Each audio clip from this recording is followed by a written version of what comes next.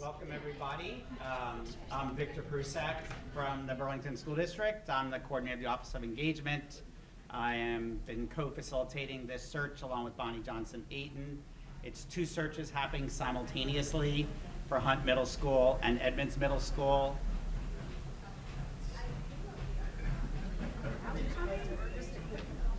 Special delivery.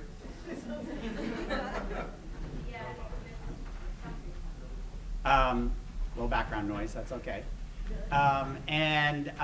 So we have two different search advisory committees made up of parents and staff and some district staff, school-based staff.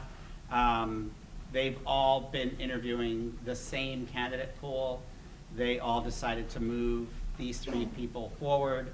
And so then after the community forum today, which follows a staff forum that happened earlier today, which followed student visits and school visits in the morning. There's an input process through a Google form. We will email that out to folks. I'll probably hold one of those up to the camera at some point. We can do that maybe at the end. It's got a QR code, and we want to get that feedback from you. And then on Thursday, the Search Advisory Committee will meet for the final time, make recommendations to the superintendent. The superintendent will do final interviews with candidates and then make an offer to them and bring their names to the school board the following Tuesday. So that's what the process is. So there's a series of questions that we ask of each candidate. There isn't a give and take. We don't do like an open forum. Sometimes candidates choose to ask folks in the audience questions. That's totally fine. That's up to them. But we've got about 25 minutes for each candidate to get through our questions tonight. So I am happy to introduce Marlon Maylor in the back there. Thank you, Marlon. Good to see you. And Marlon's going to sit here. You can adjust that mic as you need to, Marlon. There's a copy of the questions there. The candidates have seen the questions. We gave them the questions for the two forums at the start of today. They've had a full day. And not everybody is an auditory learner. I am not. I need something in front of me visual, and we want to sort of honor that we each learn differently, and that's fine. So welcome, Marlon, and I'll start with the first question, okay? All right, let's go.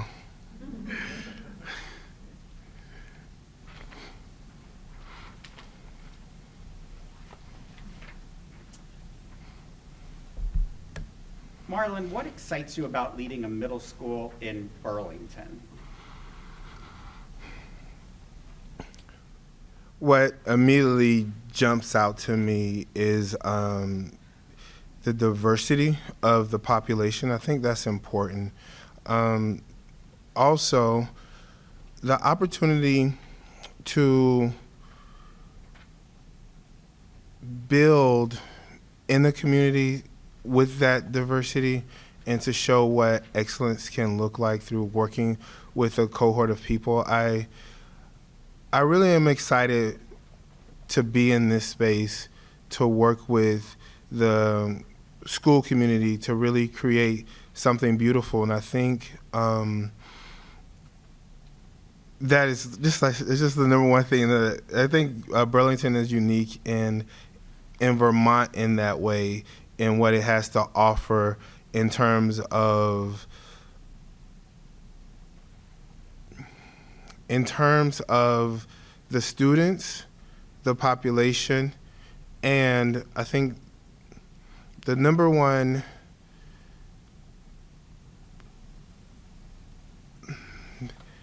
sorry.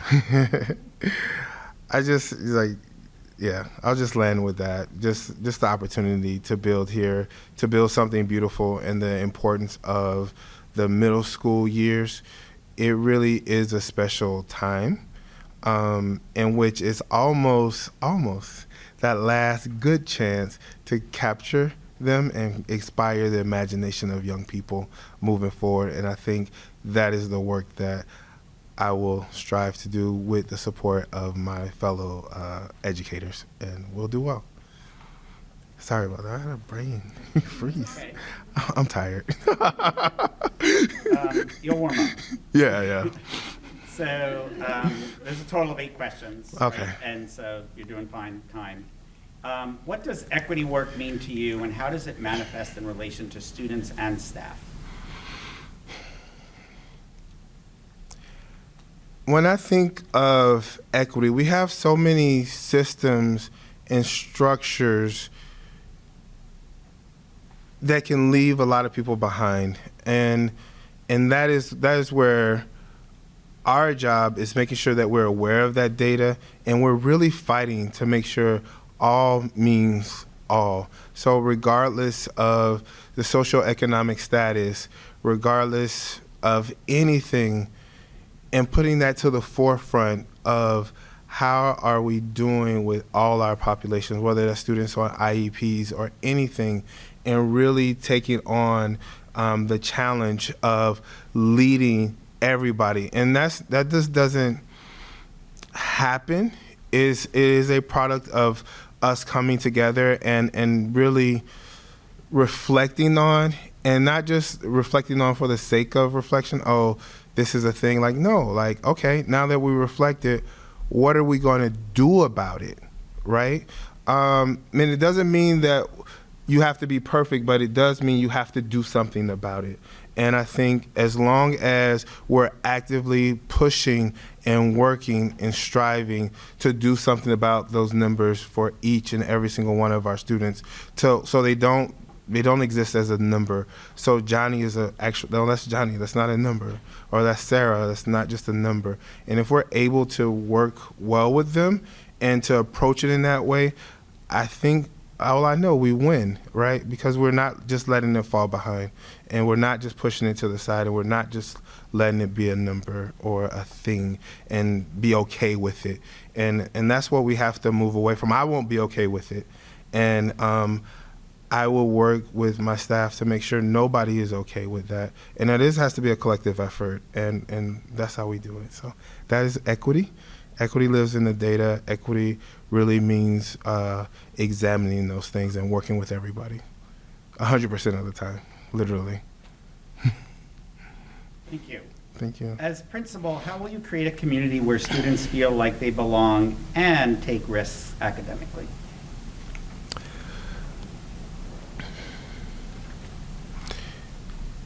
When I think about belonging, I think of love.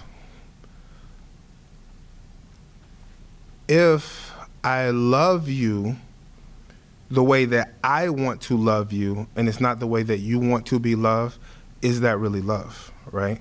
And that goes back the same way of belonging. Each individual person belonging looks and feels different for. So what that means is it is a collaborative effort on both parties and with all parties. And so you create that through modeling. You create that through communication and literally asking, what is belonging look like to you? What does belonging feel like to you? And engaging in those questions. And it's not just the students, it's also modeling, teachers modeling that for everybody. So it begins with me as the principal. I have to model what belonging looks like, making sure every day that teachers come excited, joyful, ready to learn. They know that they're going to have a safe space in order to teach. Same thing for the students. They'll know, like, hey, Principal Maylor, he's in it with me. I don't know what it is. But he in it with me. And I feel like I could go to work today. And the students will feel the same way. They'll know that I'm 100% in it with them. And that's how I'll create that space through the modeling of it. So, modeling belonging. Could you just talk briefly, the second part of that question. How does that connect to taking risks academically? Oh yeah, for sure. Well, it goes back to that, right? You never fail when you try, but we have to put it out there. As educators, we have to be willing to try different things to connect, things that'll work, right? And that's what that is. If we're not doing those things, like say for example, we're going to implement a cultural policy. We're going to look to define and challenge of what does it mean to be a student in our middle schools, right? What does it mean to belong in our middle schools? And through that process of what we're doing as adults, that's going to feed back into the educational process in terms of academics. And there's no other way around it. You can't live your life this way and it not shows in the other thing. And if our students aren't willing to take risks, if when they're not feeling safe, they won't take risks academically. It's just what it is.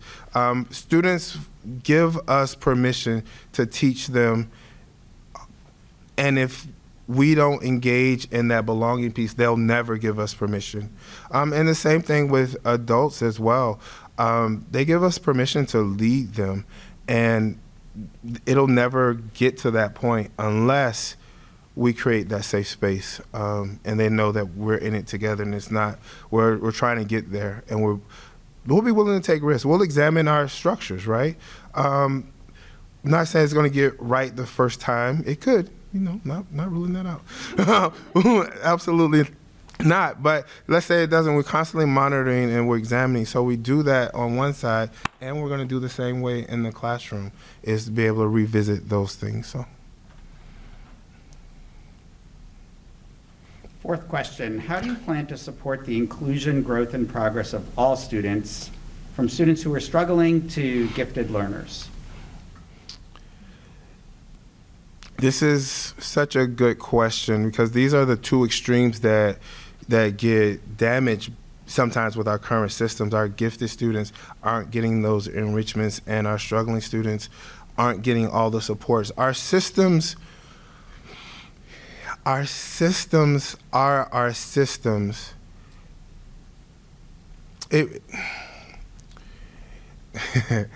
It's having my mind running to think of like Kantian ethics, right? Like, you can't do any, it's imperative that all means all. It really is. So how do we go about making sure we're honoring that? Is only way we can is through looking at the data, looking at it seriously. What are we offering our gifted students? What are we doing to support our gifted students? The same way we look at what are we doing to support our struggling students. It's sometimes easier to look at the big blaring screaming light over here, which sometimes our struggling students do, and sometimes they don't. It doesn't always go that way. But oftentimes, and too many times, our bright students just quietly, get left behind, and we have as an institution, as we define ourselves and we define what we are, we have to say early that no, we're not going to be that type of space. So, creating our definitions of what our structures look like, and through the process of creating our structures, monitoring each and every group that we have, making sure that we're addressing their needs. And the only way we'll be able to see that is making sure we're constantly, as we build those structures, identifying those data sets we need to monitor in the process of, and we will consistently do that.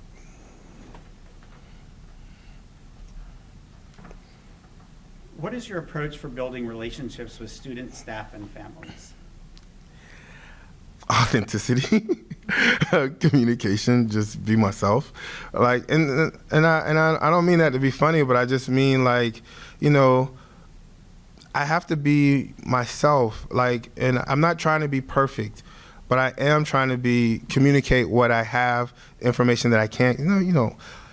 Sometimes you can't always communicate everything which is unfortunate in our school system, just for reasons or different processes. But what I will do is demonstrate over time that I will communicate what I know, and I will establish trust to know that I'm not just saying something just for the sake of saying something. If I don't know, I'll say I don't know.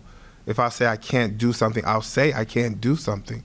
And then when I can, I will. But that'll be just constant communication, knowing that you can come and like, hey, let me go talk to Principal Maylor. This don't feel right. This don't sit right. He's going to sit down with me, and he's going to tell me what he can, and he's not going to give me answer out the air just for the sake of shutting me up and moving me along. I'm going to actively listen to what you have to say, and to the best of my ability, 100% of the time, work with you.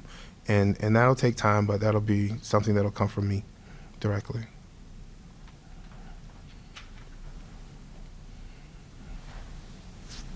How do you handle situations of bullying, harassment, or physical or emotional harm happening by students directed at other students? Man, I don't know if it's happening more now than it has in the past, but what I will say is the impact it's having on students is very real, and it's heavy. I think the number one thing that I have done is to remove the harm and move the students out of the situation to the best I can. If it's online bullying, really actively, hey, take it down. Take it down. We'll deal with the rest after it. We need it down. In terms of those things that are happening in that way. If, let's say, for example, the student is physically being aggressive in the space, we're going to remove you from that space. We're going to remove that person from that space, and then we're going to work our way backwards to deal with, how do we move forward? How do we do the restorative process of re-entering them into the space? But number one is you have to remove that thing. Now we have a platform to move forward. And those things definitely causes or needs to have communication on both sides. You call both sets of parents and you let them know that this is a thing that we've observed, this is a thing we have, and this is a thing we're having, and we're working to work those things out on both sides. So number one, move the behavior or the thing, create a safe environment again, and then once you have a safe environment established, then we can build and work together to restore the community back together.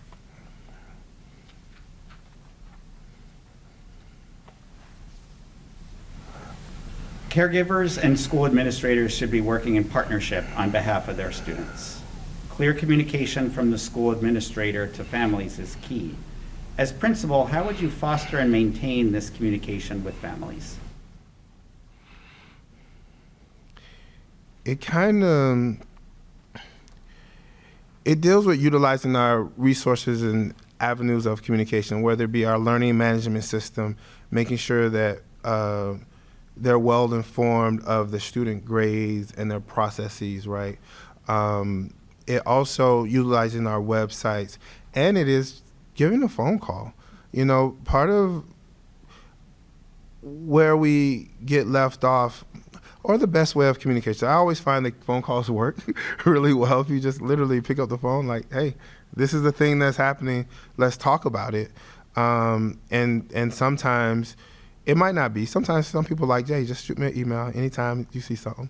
But we have to establish those conversations. So I actually ask that, as we go into this work, that making sure everyone that hears me, you communicate with me directly how best you want to be communicated with, or someone at the school, right? You really have to, it goes both ways on both sides, right?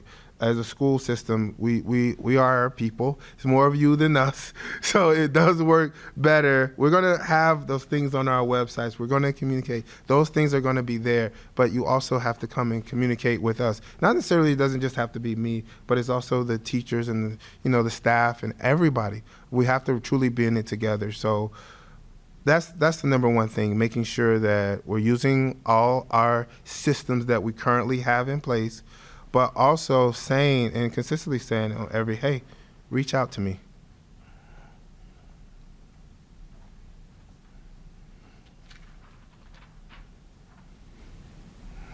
We don't expect our new principal to have all the answers on day one or even in year 10. What support would you need as principal of Edmonds or Hunt Middle School? I know it's what I just said. It's just communication, right? We have to sit down in community together to establish what we want our schools to look like. And there's going to be a lot of hard times in forming that. and making sure that we have the safe environment and the platform to grow and build from that. That's going to take some courageous efforts on your part. So I ask that as we go through that courageous effort, come talk with ideas, with solutions, with thoughts, with processes, and definitely a lot of trust can be built through that communication. So you guys can know me better, know that, hey, I might have did this, but this is the reason why. It was a true educational purpose behind it. You know, we are the experts in the field of education, whether it be or the staff, but also knowing that that doesn't shut you out of that conversation, and knowing that you aren't shut out of that conversation. Nor do we want, because it doesn't work either way. You know, without you, it doesn't work with us, and without us, because we're the experts established in the field, it doesn't work. You know, we need each other. We truly, truly do. And so that's what I would need. I would want that support and being involved, being actively involved with us in this process as we reestablish what does it mean, and we make those definitions of what our students look like. So one of the things that really jumped into my mind, I heard a lot of conversations today around the cell phone policy on both campuses. And how we're working hard to shift that for next year. And that is going to take a lot of support. We're addicted, straight up. We're addicted. And how do we, you just can't remove that addiction on one side. It really will take a community effort and support as we look to remove that addiction from our spaces so we can, one thing that really, the idea I had in my head, I think about, you know, when humans need each other, right? It's our socialization process. So what's always interesting for me is this a study, I forget the study in my head, but it's like kids, it was some parents, and they didn't smile or talk at their children, and the children instantly start crying and responding. I forget the name of the study. But it just shows without that socialization and that human interaction, we become feral. We're not what we're supposed to be. And what's happening is that technology has removed that from us because we absorbed it too early. We're in a generation of people who literally grew up with those devices in their faces. So that means actual human beings weren't in their face, and they missed a lot of that socialization. A lot of socialization on those devices weren't really all good, if you really examine those things. So those are the children that are in our schools now. You know what I mean? No judgment or anything, but it's just a reality of what it is, right? And so, and that's coming from, you know, me and my generation being a zennial, you know, being in between all of that. So I've experienced what it was like not to have a cell phone for, well, is it still the most of my life? I don't know, I'm getting old. But for a large part of my life, not having a cell phone or a device, I remember going outside and just riding a bike all over my neighborhood, and that's how I interacted with my world, was through that one-on-one interaction. And it wasn't through a gaming system. I didn't grow up with a gaming system. I couldn't afford one, but I just didn't have it. So I'm not saying that one is better than the other. What I'm saying is we're at a space in which that is a thing. And so the only way we can move forward and move better is we come as a community to decide how we're going to progress together. And that's what we're going to need, and that's one thing I'll need from you all. So, yeah. So Marlon, you have about another minute. Is there anything you didn't get to tell us that you wanted to tell us about yourself? Oh, man. I can talk a lot. And I would just say, I just want you all to know that, you know, I lead with respect. I believe in giving it copious amounts. I give it just off automatically. I don't have an ego in that way, but I do want to be part of a school that becomes a great learning space for young people, a space that young Marlon did not always have. And that's kind of driving my work and becoming an educational leader. And I want to be part of the community that's willing to put in the work to create that. And that's where my heart is, and that's where I want to be. So that's me. Cheers. Thank you. Thanks, Marlon. Cheers. Thank you, everybody. I don't know. Behind the books.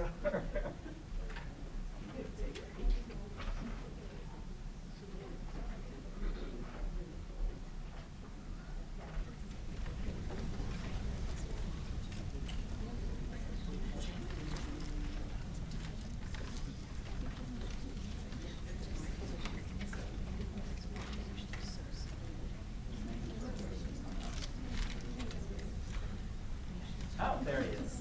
Okay, here he is. Okay, all right, thanks. I said thank you. Sort of like, if you sit back there, I'll just sit there. No, it's like when we were at Edmonds today, so we had all three candidates spread throughout the building, and students were spending 15 minutes each asking them questions. And the other students were giving them tours, and of course, students really don't have a good sense of time. And that 3-story building of Edmonds, you can't find anyone in that building. So Mr. Dennis and I are running up different staircases, peering around hallways, and of course we get down and there they are, like at the roof. So that was today. But we got a good tour of the building, though. You did. So this is Joe Copello. And Joe, we've got the 8 questions that you have in front of you. Yes, sir. We have 22 minutes roughly, so a little under 3 minutes a question. I'll help you if you need help. He knows I need a timekeeper. So we're going to start with the first question. Sounds good. What excites you about leading a middle school in Burlington? So it's a great question. So Burlington, I mean, you know how beautiful it is.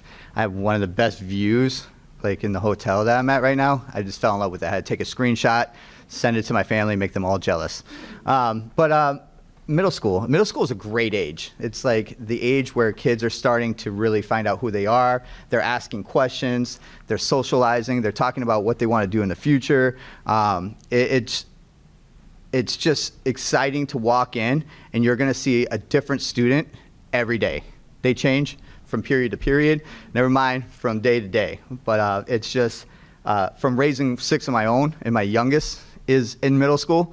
It's one of my favorite times of the year because they're asking all these questions. They're trying to figure out what they want to do. They want to learn. They want to build relationships. They have tough times. It's just by far, for me, one of my favorite times of adolescence to be a building principal, a teacher at 4.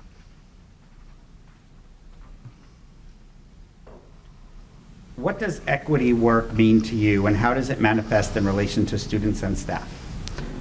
Yeah, so equity work is really important. It's making sure that everyone has the opportunity, for students in particular, to access to the same curriculum, to the same high standards, being able to work with their peers no matter who they are, what they, if they have a disability or if they speak a different language, they should have the same opportunities. It may mean that they have scaffolding, they have prompts, they may have extra time, extra help. We may have an inclusion teacher come in and sit with a group of students to work with them. It doesn't mean that an inclusion teacher is going to go only work with students with disabilities, but all students have the right to the access to all the support. So if I'm a struggling student in math and I don't have an IEP or a 504, but I'm still struggling with multiplying fractions, I might be put in a small group with that inclusion teacher that's supporting other students. And it builds a sense of community with the students too, so they're like, oh, I'm always with these 4 kids in that class. It builds that inclusion. It allows for students and the staff to feel safe and be proud of who they are and not afraid to ask questions, not afraid to be able to express themselves, and that they're really part of the community, and they're not outcasts. They should feel like, I'm glad to be in school, I'm proud to be at this school, people listen to me, doesn't matter who they are, if I have a problem I can go to them. And it just starts with that we all have the same expectations for all students, and then we have the same expectations for all staff. Equity for staff is the same thing. If you think about teachers, we have brand new teachers, we have veteran teachers, we have teachers that are on alternative certifications, meaning that they didn't go to school for education, but they still need that support. They all deserve the same professional development, high quality instruction, great coaching, supports from principals, assistant principals, but some may need more than others because they just, for some reason, haven't received it in the past, or they're just starting off.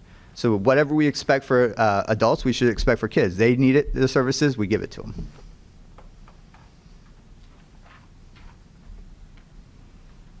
As principal, how will you create a community where students feel like they belong and take risks academically? So the first part, feeling belong, is a sense of where when you walk into school, you see all kinds of student work displayed. You see all kinds of cultures displayed, all kinds of identities displayed across our school, so that you're not walking in and you feel like, oh, I don't see anything that looks like me or sounds like me, or I can I can see myself in. And then when we talk about taking risk academically in a classroom, it's okay to be wrong. It's not, hey, you got that wrong, continue to do that. But it should be like, I want to raise my hand. I'm not afraid that if I give the wrong answer, someone's going to make fun of me. So it's building a safe environment for them inside the classroom and outside the classroom to ask for help. For me, in my current position as a principal, I've already started, I brought advanced courses in to our all grades next year. And one of the first things I did is I checked for equity. I wanted to make sure that we have students that represent our whole student population in advanced courses, that it's possible that they can take those courses and be successful. And if they're struggling, that's okay, as long as we provide them with all the supports that they need to be successful. But if we don't give them the opportunity to do what they're capable of doing, they won't ever have that opportunity to, and they'll never take that risk themselves.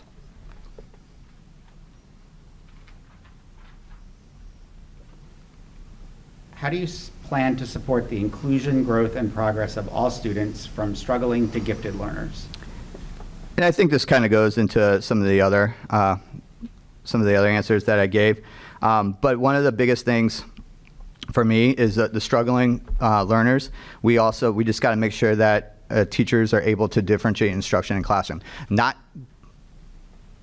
bring down the standards or lower the standards.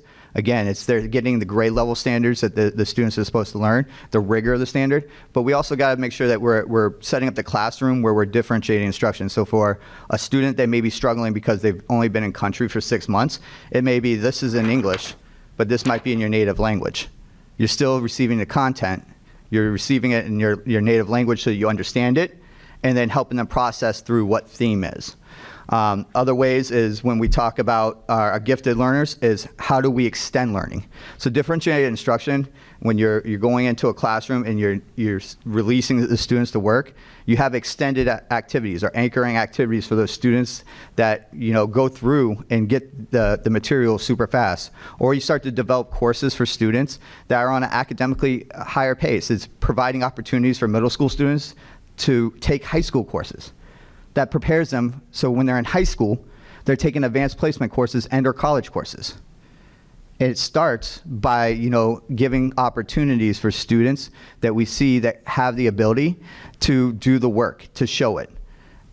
Once you do that, you're going to see that there's going to be more and more students that are going to try harder because they want to take those advanced courses, those honors courses, to get into the high school courses because they see the value of it. I tell you because I've been blessed to have worked in 4 different states, and I've seen some of the great things that are going on in other school districts around the United States where kids are getting associate's degrees when they're graduating high school. So it's having high expectations for all students, and it's giving them the opportunity to show that they're able to do it. Again, if they're struggling and they're in Algebra 1, that's okay.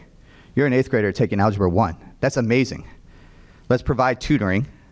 Let's provide, before school tutoring. Let's provide small group instruction to help support them. Let's not just say, all right, you know what, you're not going to get B+, you'll retake it in high school. No, The expectation is you're in this class, you can do it, let's help you, support you. So that's that push, right? It's that whole belief around high expectations. We have to have high expectations for our students, for our parents, for our community, that our students are able to do this. And when we talk about struggling students, if they are struggling, we provide them those extra supports. We don't forget about them where we're just like, oh, you know what, that's okay. You can only do problems 1 through 3. No, like, let me sit down, let me help with you. If it means as a building instructional leader, because that's what I am, an instructional leader, if I'm walking classes and I need to pull a small group, I pull a small group to help support the teacher because it's helping support kids. And that's the whole goal. That's the whole purpose of being an administrator, is to help teachers support students' learning.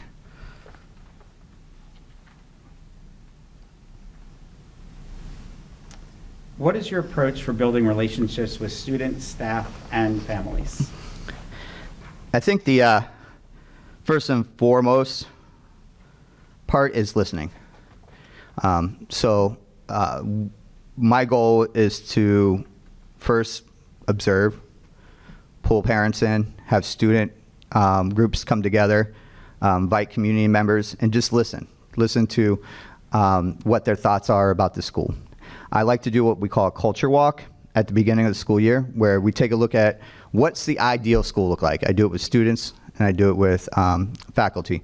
What's the ideal school look like? Where are we now? And then what are the steps we need to take to get there? And we come up with a plan.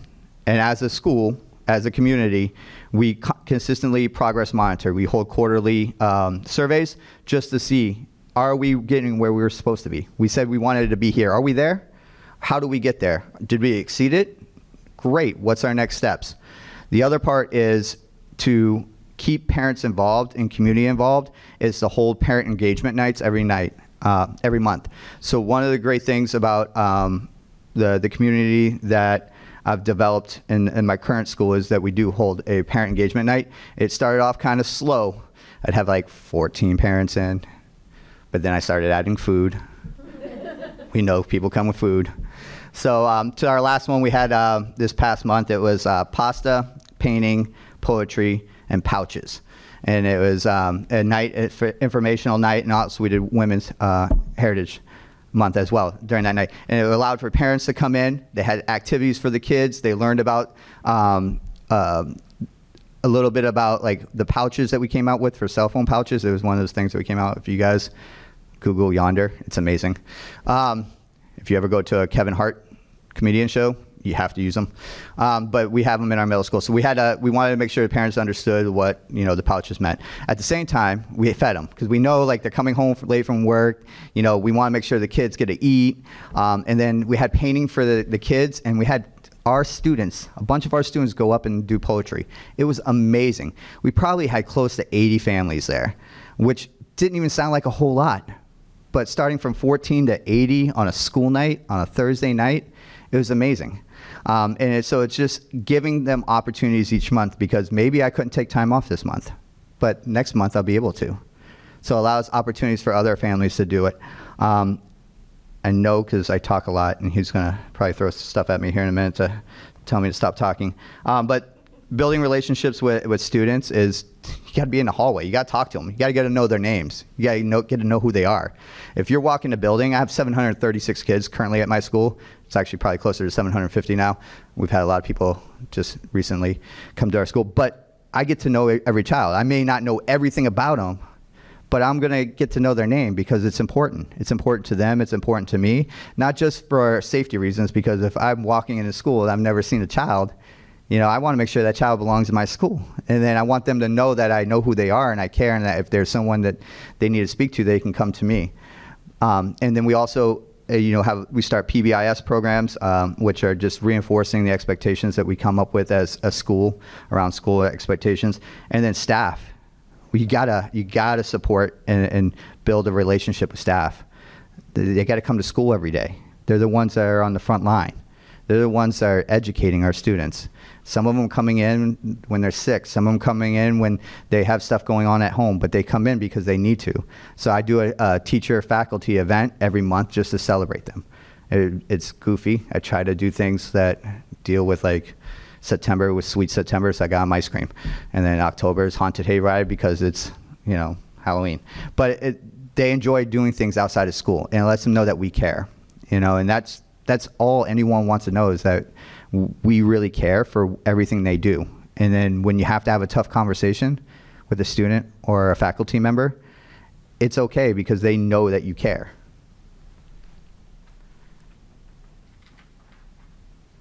I was not going to cut you off. I thought you would. I've been known to talk a little bit.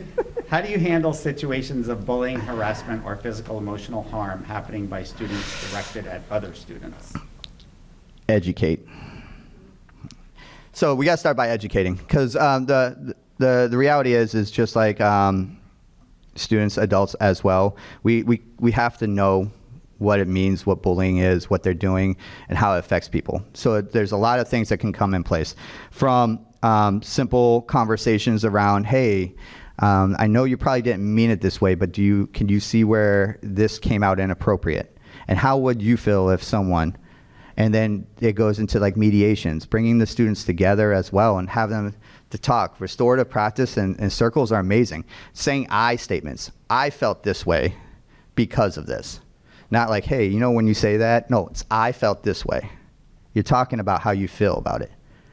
Then after you continue to educate and maybe re-educate and continue, then it involves families. And just so that families really truly understand the seriousness of how, like, if this continues, is not making a student feel safe at school.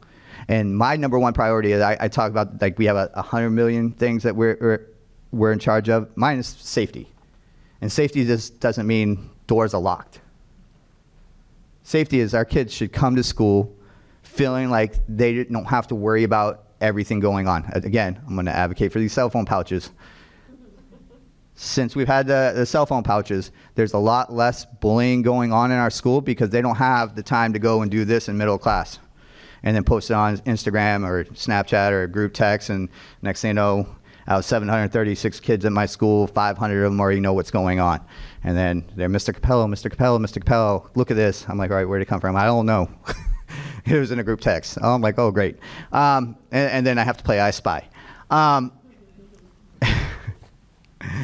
But I'm glad to, because again, I have my own kids. I grew up without cell phones, so yeah, I thought it was a better time when growing up. You didn't have to worry about that, but that's a huge part. So bullying and harassment, it's zero tolerance, but you got to educate first. You can't just go from 0 to 100, right? Because we got to assume that kids don't know. Or, to be honest, you don't know what's going on in that child's life. Maybe they're picking it up from their parents. So then we have to really educate. So we get social workers involved, we get psychologists involved, we get abuse counselors involved. We get everyone we're trying to get to help support the student, because they have to learn from it. Because the reality is like, even as a building administrator, if I had the authority to send a child to another school, that poor child's going to do it to someone else at the other school. They have to be educated, because they got to learn. They got to grow up. And again, middle school years are tough. Like, anyone that is ever taught middle school knows how tough middle school is. You got to love the job, because it's the same cycle over and over. But we just got to remember that, like, they're so young, and they're all this media that's out there, and everything they hear, they want to repeat, they want to follow. So I guess I went off a little bit over there. Sorry. So Lo siento. Two questions, about Okay. 4 to 5 minutes left. Okay. Caregivers and school administrators should be working in partnership on behalf of their students. Clear communication from the school administrator to families is key. As principal, how would you foster and maintain communication with families? Isn't that so true? All right, like, no, seriously, communication is the key to everything. No one wants to find out things last minute. They don't want to be heard about their child fell and hit their head on the playground when they got home. Why didn't no one, the nurse didn't call? Or why didn't an administrator call? Or they got slapped by Joe, or like whatever it may be. Communications is super important. Anything that's going on in a school, I'm very transparent. I'm going to let you know as long as I'm allowed to let you know.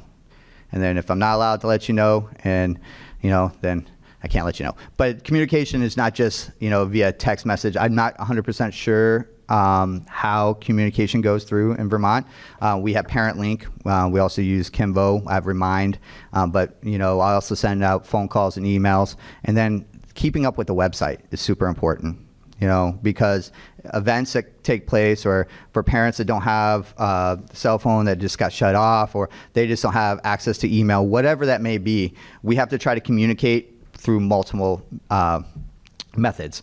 One of the things I also do is with communication is monthly, I have a PTSA that I'm proud to say that has grown because of my parent engagement nights. I'm up to over 14 people on the PTSA, which I was super excited, from 2 to 14. And then I actually have students on it, right? So part of their job is they do a lot of outreach for us and let other parents know what's going on, because they have the time during the day. I give them an office. They come in, they work, they call parents, hey, how's everything going? They'll help, even with phone calls about attendance. I noticed Joe hasn't been here for about 5 days. Is everything going all right? Do you need anything? By the way, do you know we have our parent engagement night? There's going to be food. Stuff like that. So I feel like as a parent, you can't over communicate. I think you definitely can under communicate. So having multiple ways of reaching out to families and communities and students is just allows for open doors and for communication, or for parents and community members to be able to become part of the solution and not feel like they're left outside. Great. Last question. Got 2 minutes. We don't expect our new principal to have all the answers on day 1 or even in year 10. What support will you need as principal of Edmonds or Hunt Middle School? You don't expect me to have all the answers? No. No, so that is so true. Honestly, support. I just need, just like anyone else, when I need something, I just need to be able to reach out to someone that has the expertise. I said it today in one of the interview questions. As a building principal in Florida, I actually had a bookkeeper. So I knew what Title I funding was. I knew what ESSER funding was. I knew all the stipulations. I never had to do the budget myself. Then I go to my current job, no bookkeeper. You get to do everything yourself. And then I just didn't, luckily, I was able to reach out to colleagues. And I think that's important. So that's one of my biggest, one of my things I advocate for teachers. And if I'm at either one of the schools, is one of the things I'll try to do is connect the 2 schools as far as reaching out and supporting each other. Because there's great things going on at both schools. We don't know it all. It's impossible. There are a lot of new teaching philosophies, a lot of curriculum that's being utilized. It's reaching out when I need help. And so as long as there's a door to open up, that's really all I need. I need parents' voice. So I ask for parents to come in, and talk and tell me what you want, what you need. I need students to speak up, to tell me what they want, what they need. I need teachers and faculty members to do the same. Community members. Because it's not my school. I'm a servant leader. My job is to serve the community and help support the schools. It's student voice, it's faculty voice, it's parent voice, it's community voice. It's the school, the community school. So if I go back and circle, because I know I'm past 2 minutes, it's just voice. That's all I need. I need people to come in and tell me when they see something, or if they're wondering about something, or if they want to help support something. Joe. Thank you. Do I get to exit now? You get to exit. You get to go back to your hotel, enjoy that view, maybe have Yes, dinner. I gotta go look at that view again. Should be a nice sunset tonight. Oh, thank you so much for coming. Thank you.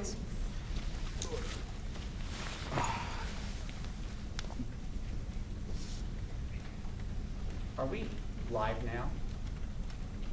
Okay. Just one thing I didn't talk about, so these questions, we had put out a survey to families who could suggest questions for us, what the priorities are.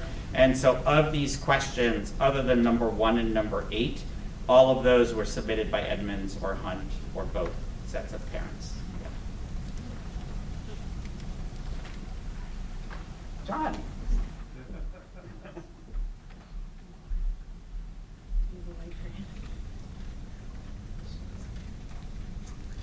you. Have a seat. Got a set of those questions there for you. Thank you.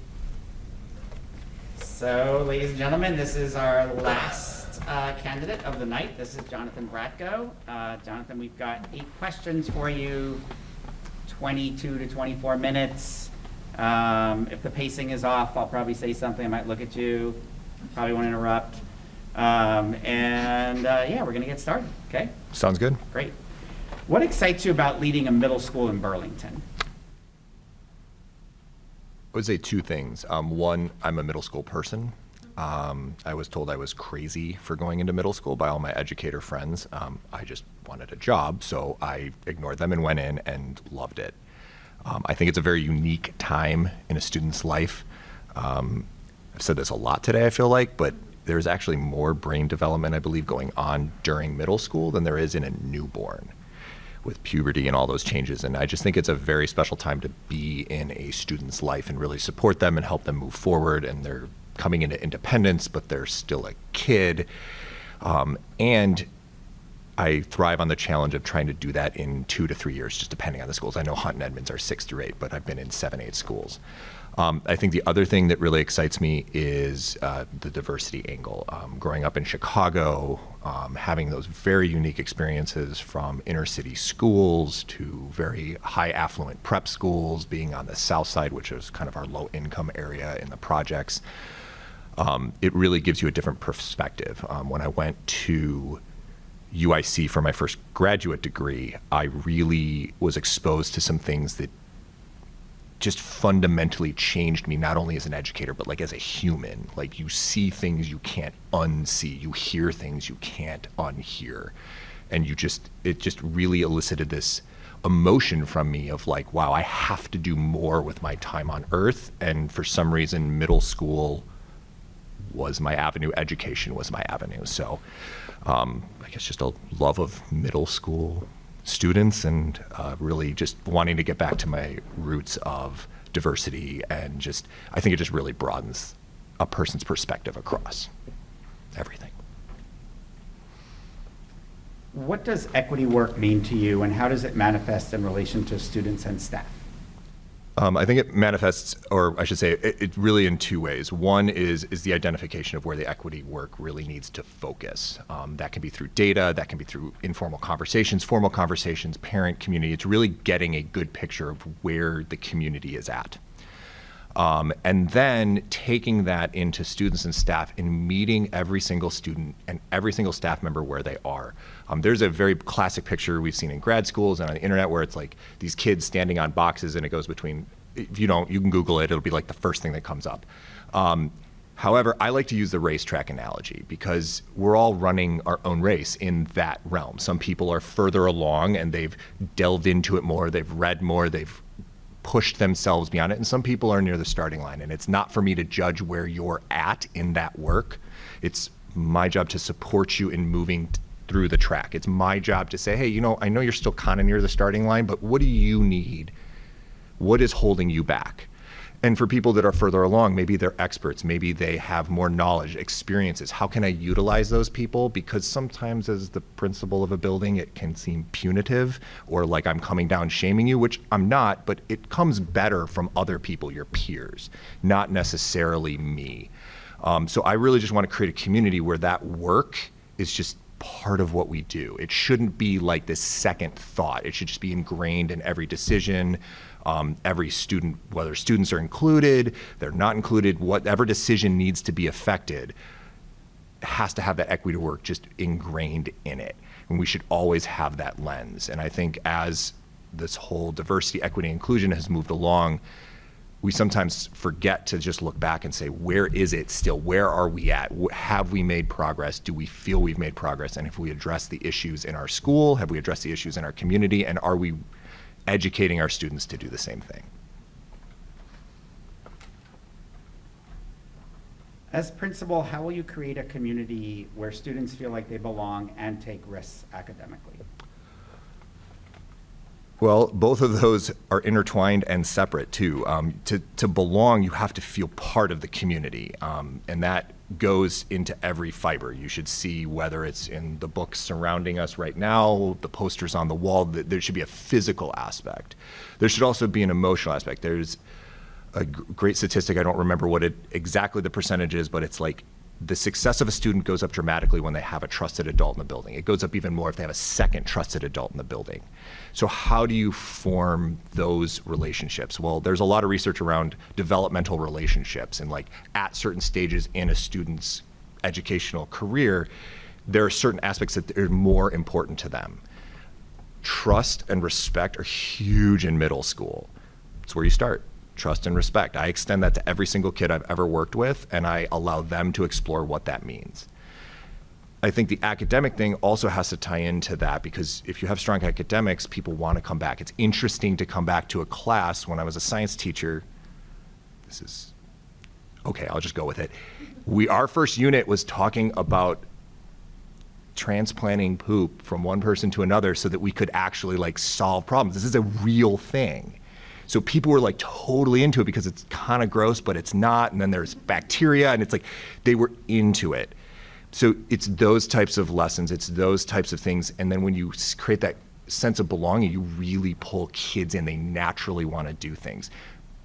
The problem with that route is that it doesn't happen overnight. It doesn't happen in one lesson. That lesson didn't make kids like me more. They liked the concept, not me. I had to put the work in to show them that I cared, create that classroom, create that community. And that's kind of what I've always done, is like, it doesn't matter if you messed up in discipline or you have an F. It's the response to that we really want to dig into. And I think that's when they start to feel that, and you're not going anywhere. I'm still sitting here. I'm not mad. I just want to support you. That wears them down to a point where like, okay, fine. Like, I trust you now, because you can't force that.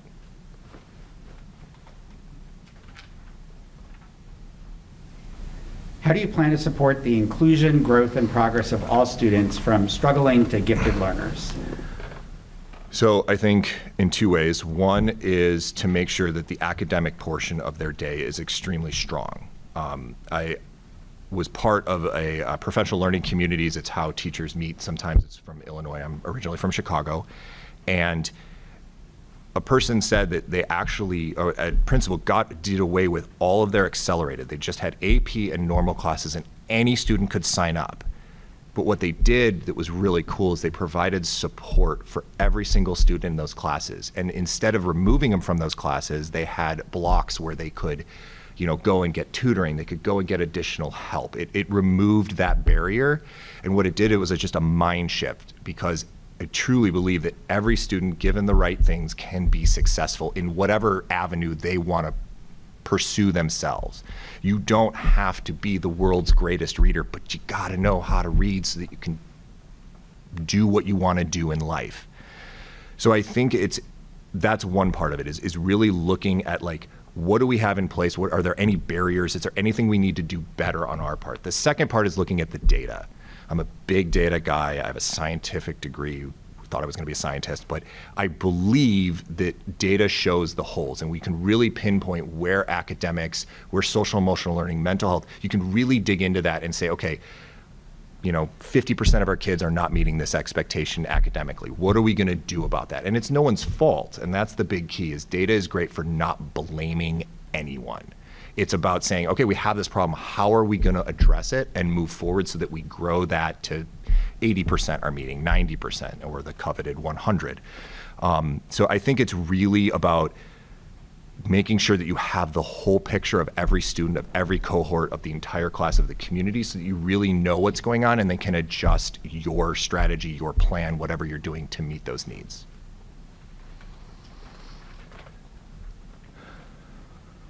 What is your approach for building relationships with students, staff, and families? Empathetic listening. I think that it is something that has been lost a little bit, is we don't actually listen to what someone is saying, truly listen, we start to like think about our own response. We start to think about like, what is this person trying to tell me? It's like, just sit there and listen to what they're saying, and you actually start to hear what the real problem is. Most of the time, when I get an angry email, I pick up the phone and call the parent. I call the person, because sometimes what they send in the email isn't actually the problem, or when they say it out loud, they start to be like, wait, no, that's not what I meant, or, you know, I really am passionate about this. This is what I meant. Also, too, with COVID and the videos and the recordings and everything, that was lost, that like person-to-person interaction. So if someone wants to meet with me, I'll meet with them. If someone wants to talk to me, I'll talk to them. I'll pick up the phone. I don't like not talking to people. If I have to send an email, I will. Sometimes that's just easier. Sometimes it's quicker. And especially if the issue's not very big, that's okay. And just being present. Like I remember very early on, I had a kid come up to me and go, who's that person walking in the hallway? And it was one of our assistant principals. And I was like, oh, this is awkward, because they had never really been out. And this kid was new, so I'll cut him a little slack. But like, you have to be out, you have to be present so that people kind of see you. I mean, I have the luck that I'm the tall redhead, so people can just be like, oh yeah, that guy. But like, you have to be present. You can't avoid people just because you're awkward or you think you're slammed with work. Like, that's kind of what you signed up for. You gotta do it, you gotta get out. And I've really stuck to trying to, as much as I could. It's not easy, because with everything we handle as principals, but even just things of like once a week putting on my calendar, leave office for an hour. Like, at least you're trying, and people see that. They know you have a lot to deal with, but if they never see you try, that's a problem.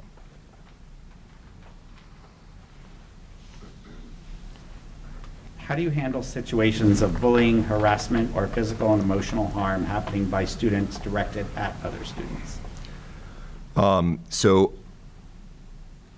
one of the best ways I've ever handled this is when I was an assistant principal and there was a protocol for how it was handled. So if someone said they were being bullied, and we did a quick investigation to make sure it did qualify as bullying, because sometimes people get confused and you really have to be bullying. There is a definition of what it is. I had a 30-page packet that I would pull out and I would follow it top to bottom. What that does when you have those clear expectations for harassment, bullying, physical, emotional harm, whatever it may be, when you have that thing and a parent comes in, you can just be like, here you go, this is what I did. There is no, like, this is what we do every time. This is how we handle these situations.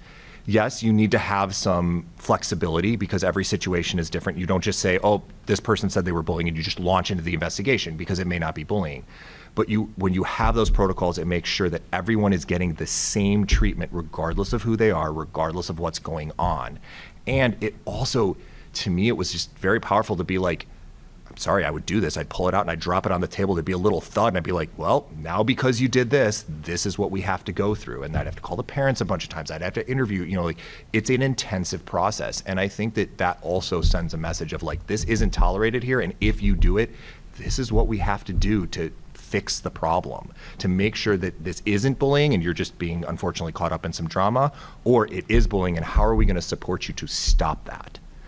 I think also too, it's about talking to kids. Sometimes you'll have a kid who has never gotten a discipline referral, has never done anything, and they're in your office because they tipped over their desk and yelled something. Well, it's because they were upset because their dog died or something like that. Like, you actually have to talk to the kids and find out what's actually going on, because sometimes the behavior isn't a chronic behavior, it's a one-off, and how are we going to support you next time to not throw a desk or to walk down to your trusted adult or whatever it may be. So I think that it's really about, again, just kind of rolling up your sleeves and getting down on the humanity of it all. Like, you have to be willing to discuss these things, and it's difficult, and parents may be mad, or the student may be mad that they have to go through it. But again, the outcome is to create a positive outcome, and you can't do that without actually talking and being part of it.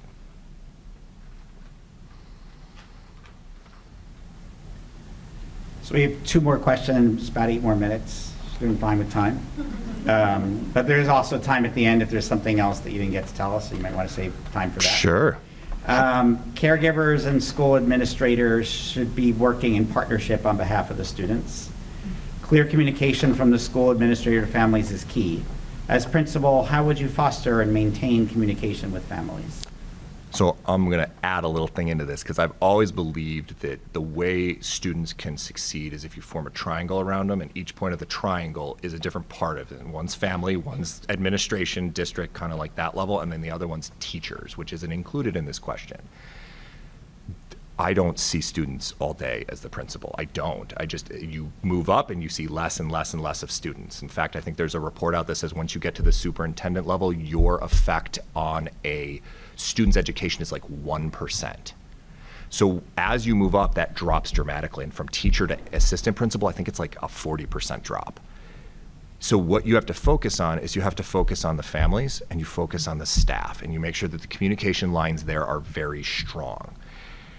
That means whether it's emails, newsletters, phone calls, like all of that stuff you have to do, because if parents and families don't hear from you and they're only hearing through kids, that's where that communication breakdown. Or if you're only hearing from the teacher and never the principal, communication, all three sides of the triangle have to be strong so that you actually get solid communication. Pretty much, I would say 95% of all issues when I get like an angry voicemail or something like that is a breakdown of communication. No one called, no one said the right information. We forgot to alert this person. You own the mistake and you move on and you look to improve the communication better. Whether it's a list of people you need to call at the end of the day, whether it's making sure that you have it on your calendar that the newsletter goes out on this day. It's also soliciting feedback from the community, from students, from staff. Is my communication meeting what you want? And if it's not, I need to go back to the drawing board. I need to figure out where I'm having those issues or what's not being communicated properly and fix it, because no success happens without communication.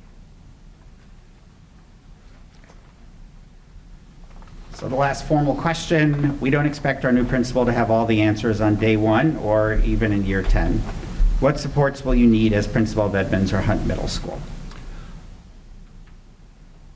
Well, all the support you can get. Support is good. Collaboration is the only way you get through a day in education, a week, a year. You have to work together with families, with staff, with everyone who's involved with everyone. I have mentors and people that I call on, back from Illinois, here and stuff like that. And then it's also about when you get hired, working with the district. What are the supports in place? What do you have? Who do I call for this? And I've created lists of like, if it's this issue, dial this extension. Because in the moment, you don't want to be fumbling when your internet goes down and you got to be like, uh-oh, this is bad. And you got to be able to make that call very quickly. You got to know who those people are. I've always done that, whether it's like a local number for a police chief, whether it's the fire marshal because your alarm is going off and you have no idea how to shut it off.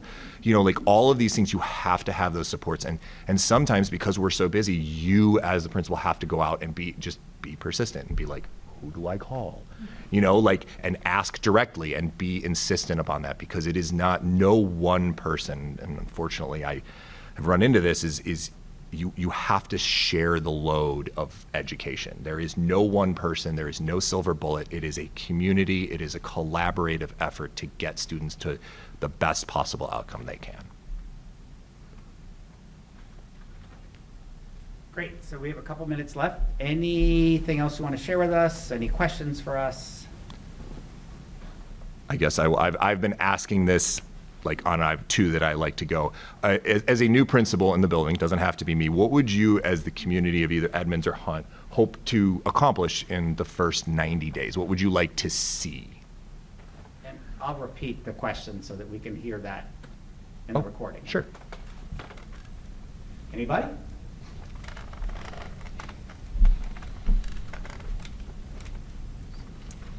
I'll go. Please, thank you. I am a mom from a student at Hunt Middle School, so the first 90 days, I would love to see a more calm environment at Hunt right now. There's a lot of disruptive behavior, challenging behavior going on. I'm sure you've been filled in with it. So for the first 90 days, I would love to just kind of see like a reset and some calmness and, or whoever it is, Yeah. just building those relationships with the students. Of course. But yeah, just kind of a reset. So first 90 days, if at Hunt Middle School, a reset, just bring some calmness. Yeah. Yeah, and just seeing, the hallways calmer, students where they're supposed to be, and a reset like that. I understand. Someone else? Yes. So my daughter is going into middle school. Mm-hmm. She's in the 5th grade. That's my kid. But I guess just instead of a question, I know you said making sure we get to know the students. Mhm. Their brains develop every 30 days. Yeah. So when she comes into the school next year, fall, she won't be that same person Nope. when she gets ready to graduate or in the next couple of months. So as we grow and get to know them, we have to grow and learn with them as well, which Oh, I yeah. think is a very important thing, because sometimes as parents, we get off track, we have our own lives, and we want to be able to turn back to the school to say, hey, I missed this gap. What do you think, or how do you see my child from here to now? Right. So it's getting to know the students. So getting to know Sure. students, especially in your case, thinking about that transition from 5th to 6th grade, which is huge. It's big. Someone who taught middle school for 15 years, I would say it was the biggest concern parents had, especially if your first kid going to middle school. And just thinking about how quickly, I heard something else in there also around who your daughter is right now is not necessarily the same kid she's going to be in September because of that rapid brain development. And so there's that piece as well, because schools, of course, send information on to the receiving school. That's not always the same kid anymore. It's a fresh start. So I will jump in on that, because I was the team leader of 6th grade for almost the entire time I was in my middle school, almost 10 years. And it very quickly became obvious that if we did not have a solid transition program for our incoming 5th graders, it was a nightmare. Like, they go from having hooks to lockers, like with combos. It was like, there were points where I was like, you're right and you're left, right? Like, we have to go right, left, so we developed a pretty comprehensive, as we implemented more, we saw this come down. And honestly, we got these things called white sheets. Kind of never looked at them because of that reason, because it doesn't matter where they ended in 5th grade. They just spent 3 months not in school. You could be a totally different kid. And I vividly remember one kid, it was like this discipline. It was like all of these notes on how to support him, and he was a discipline issue, blah, blah, blah, all of this stuff. Totally different kid. None of it applied. And that was the last day. I think by the time I left, I had like a stack of them in the back of my room that I just never threw away. It is, you're totally right. Kids change. And I think that's also what's super exciting about a middle school is that you see it later, and it's like this little kick of joy, like kicking someone off my volleyball team twice, 7th and 8th grade, and then they come back to me senior year and all straight A's going to college. You're like, yes, but why couldn't you do that in 6th grade? But yes, it is that mentality. And I think it takes a very special educator to be able to weather that, because you have to be knowing that your work is going to pay off later. And it's just a very special time, and I enjoy that age. Thank you very much, John. Thank you, guys.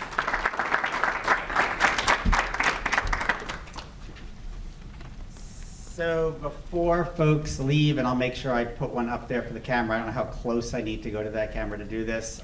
There is this QR code you could scan with your phone. We'll push this out as well. It'll be up on the district website. If you want to learn more about the candidates, go to the district website. It's on the main homepage right now. You can see their bios, you can see their photos. There may be resumes there. I'm not sure if there are. Don't quote me on that.